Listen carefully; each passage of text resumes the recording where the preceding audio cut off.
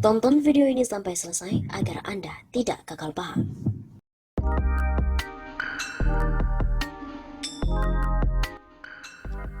Ekonomi rakyat yang sakit kronis, tapi malah jiwasraya yang disuntik 22 triliun. Setiap kali krisis selalu terjadi kejahatan ekonomi yang institusional atau institutional crime.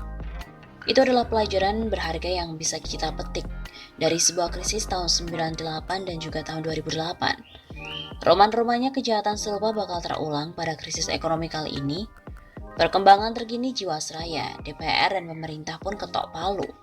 Sepakat menyertakan modal negara atau bailout 22 triliun. Sialnya, PMN tersebut tampaknya akan berlindung di balik Undang-Undang Corona, Undang-Undang Nomor 20 Tahun 2020. Itu undang-undang yang kebal hukum. Segala kerugian negara yang timbul akan dianggap sebagai economic cost. Tertulis jelas di pasal 27 ayat 1, para pengelola dan pengguna anggaran itu tidak dapat dituntut, baik secara perdata maupun pidana. Semua kerugian yang timbul disebut sebagai biaya ekonomi. Bukan hanya 22 triliun rupiah gelondongan buat Jiwasraya itu yang dipertanyakan, tapi ada lebih dari 800 triliun rupiah anggaran negara yang dialokasikan untuk menangani COVID-19. Terdiri dari APBN dan APBD. Angka itu berdasarkan catatan auditing dari Badan Pemeriksa Keuangan dan Pembangunan. Khusus tahun 2020 ini, 695,2 triliun rupiah yang diambil dari APBN dilindungi oleh Undang-Undang COVID. Namun 7 bulan telah berlalu, belum ada titik terang dampak dari anggaran ratusan triliun itu.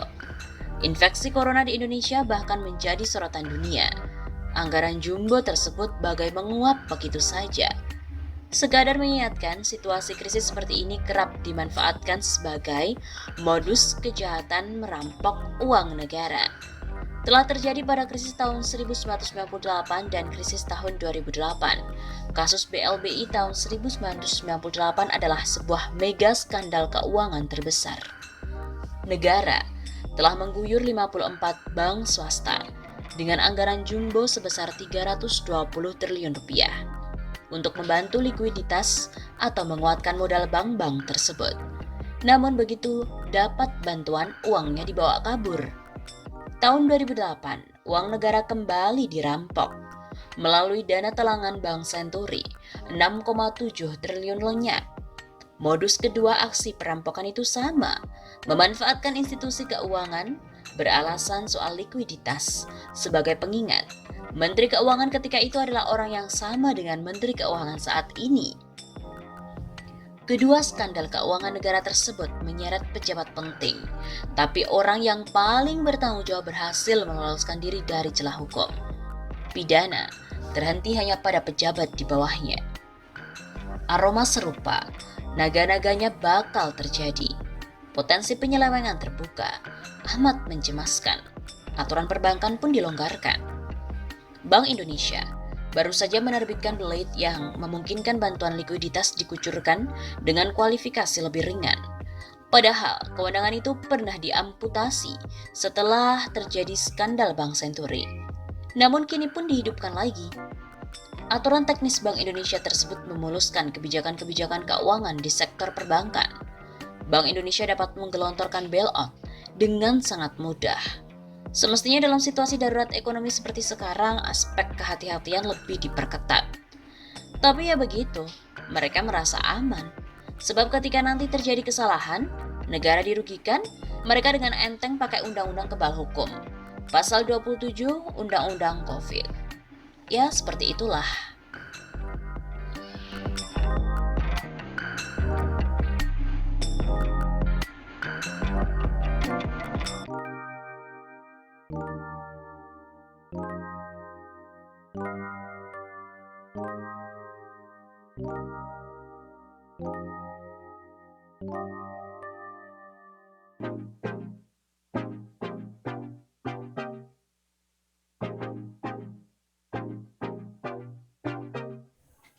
Tak mau kecolongan RUU Cipta Kerja, 32.000 buruh Bekasi bakalan geruduk DPR RI besok.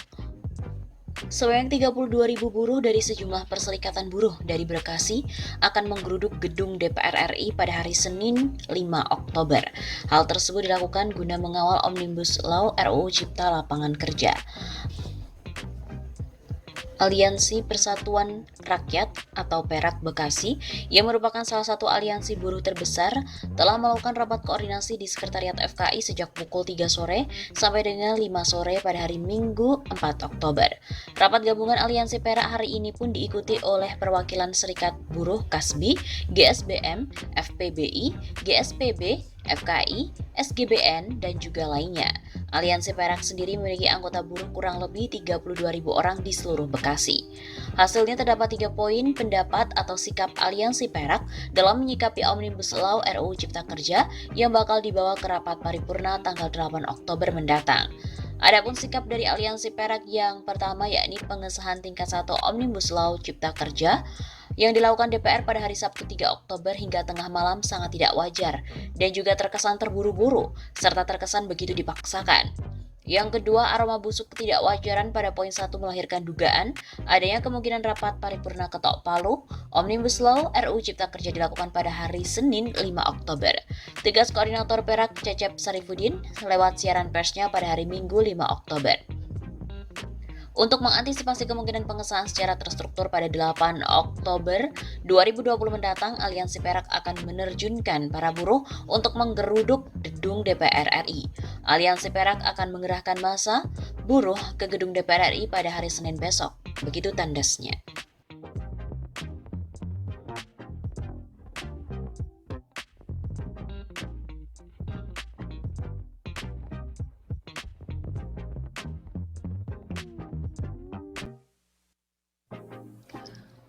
Tamat sudah rezim Jokowi.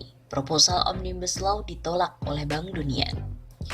Mengejutkan, Undang-Undang Omnibus Law atau Undang-Undang Cipta Kerja yang merupakan roadmap inti pemerintahan Jokowi dalam rangka pemulihan ekonomi malah ditolak oleh Bank Dunia. Dalam sebuah laporan, Bank Dunia mengatakan bahwa Omnibus Law merugikan ekonomi. Proposal Omnibus Law yang bertujuan melanggengkan eksploitasi sumber daya alam ultra neoliberal malah ditolak Bank Dunia. Ada apa gerangan? Ini memang tidak lazim. Biasanya seluruh undang-undang yang lahir di Indonesia tidak lepas dari perhatian global, terutama Bank Dunia, karena berkaitan dengan keamanan investasi dan aset-aset mereka di Indonesia. Selama ini undang-undang selalu mendapatkan dukungan dari lembaga keuangan internasional, khususnya IMF dan Bank Dunia. Namun kali ini malah ditolak. Ada beberapa indikasi mengapa Bank Dunia ini menolak. Secara politik ini adalah sinyal bahwa pemerintahan Jokowi tidak lagi efektif dalam melakukan komunikasi internasional, terutama kepada lembaga-lembaga keuangan multilateral. Padahal, semester 2 pemerintah akan beralih dari prioritas membuat global bond kepada pinjaman bilateral dan pinjaman multilateral dengan rangka mengejar utang 1.093 triliun rupiah.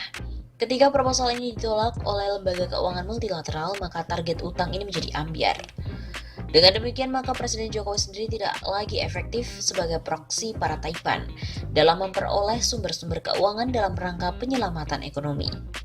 Padahal tanpa bantuan pemerintah, dana bailout, penyertaan pemerintah dan investasi pemerintah di perusahaan swasta, maka mustahil perusahaan swasta bisa selamat oleh serangan COVID-19 dan juga krisis sekarang ini.